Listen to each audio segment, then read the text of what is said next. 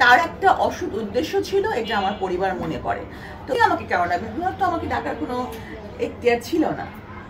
বিষয়টা পার্সোনালি ছিল, ওনার অ্যাটিটিউডটা পার্সোনাল ছিল, যেটা আমার কাছে ভালো মনে হয় নাই। কিন্তু হারুন ছিলেন না, উনি তখন ছিলেন তেজগাঁ থানার ডিসি। হ্যাঁ, আর মামলাটা ছিল তেজগাঁ থানার। হ্যাঁ, কিন্তু উনি আমাকে বারবারই ওই যে যখন হচ্ছে জেকেজির অ্যাডমিনকে ডাকা হলো, তখন উনি বারবারই আমাকে ডাকছিলেন আনঅফিসিয়াল ওয়েতে, যে আসেন একটু জানি, একটু বসি। তাহলে আমার আব্বা বললো যে না, উনি বসবেন কি, ওরকম কিছু আইনগত কিছু হলে তো ওসি ফোন দিত তোমাকে।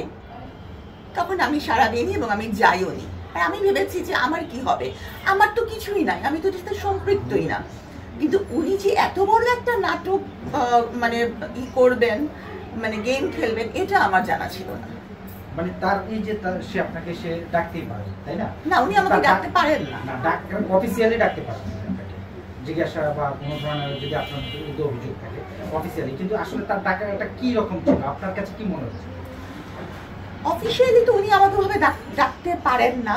আর হচ্ছে যে ওরকম যদি কিছু জিজ্ঞাসাবাদের প্রয়োজন হতো, ওসি আমাকে ডাকতেন। কিন্তু উনি তো ওখানে তো ওসি আরো ছিলেন এবং তদন্তকারী যে কর্মকর্তা ছিলেন এই মামলার, উনিও ছিলেন, তারা কেউ আমাকে ডাকেনি। উনি কাউকে উনি আপনার প্রতি যে অন্যায়টা হয়েছে, বা এখন তো বলার ঠিক, এখন তো সবাই বলতে পারবে, মানে আপনি কি বলতে?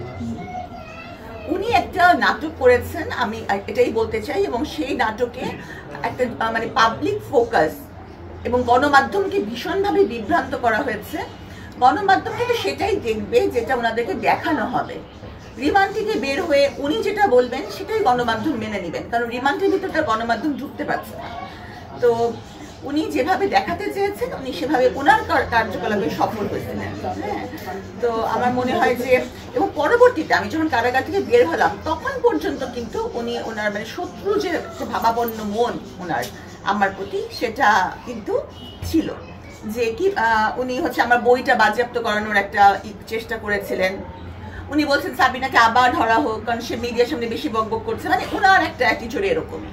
আমি জানি না ওনার সাথে আমার কি শত্রুতা, যদি কখনো উনি আসেন মিডিয়ার সামনে জানা যাবে।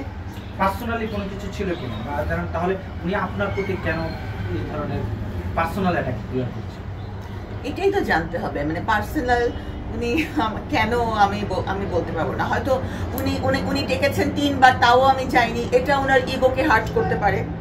এটা উনি তখন ক্ষমতায়, হ্যাঁ, এবং আপনারা জানেন যে কি পরিমাণ ক্ষমতাধর ছিলেন ডিবি হারুন, তৎকালীন ডিসি। ঠিক আছে, আপনার কি মনে হয় যে সে তার ডাকে যদি আপনি সাড়া দিতেন, তাহলে আপনি যে জেল কেটেছেন বা এগুলো থেকে রিলিজ পেতেন? এটা আমার পরিবার মনে করে।